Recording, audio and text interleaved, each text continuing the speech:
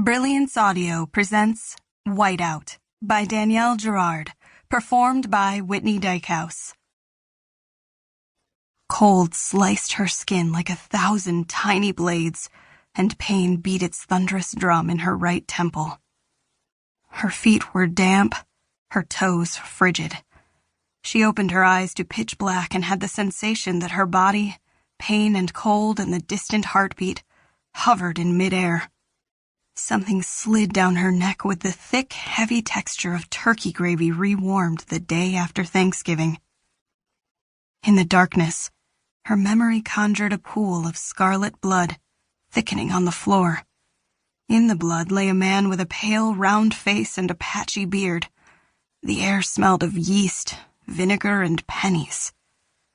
She recalled an older girl who had held her protectively. "It's over," she'd whispered through tears. She blinked, a red light behind her eyelids, and searched for more memories of the girl and the dead man, but none came. Who were they? Where were they?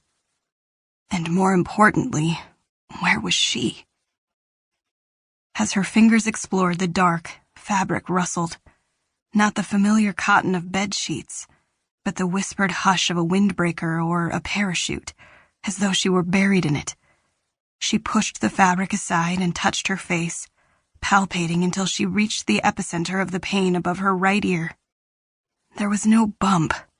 A bruise, maybe. She reached out and touched a hard, cold wall. Too close. Adrenaline flooded her limbs. She was in some sort of box. Trapped. As she shifted, a hideous noise erupted beneath her, the wailing of some massive cat. But the sound was too loud and mechanical to be an animal. Panic reared her upright, but she rose only inches before something halted her. She blinked furiously, willing her eyes to adjust. A moment later, the piercing stutter of metal on metal filled the space. She touched the bar against her chest, fingered the hard fabric edge across her shoulder. Not a bar, a seatbelt. As realization struck, she clasped the fabric. It was not a parachute, but an airbag. She was in a car.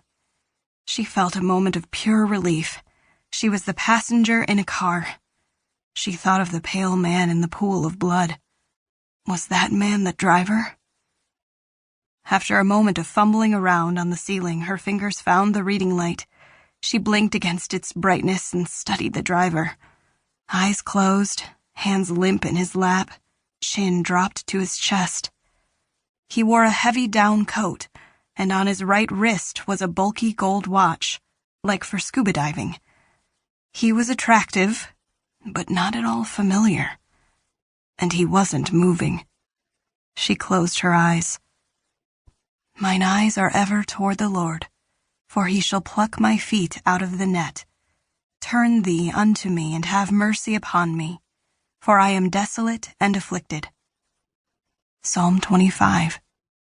The words felt natural in her mind, offering a brief calm. Reaching for the sleeve of his coat, she followed the arm to a hand and broad fingers. She gripped his wrist.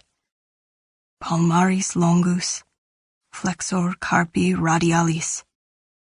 Then the radial artery, where she felt the steady thump-thump of his pulse.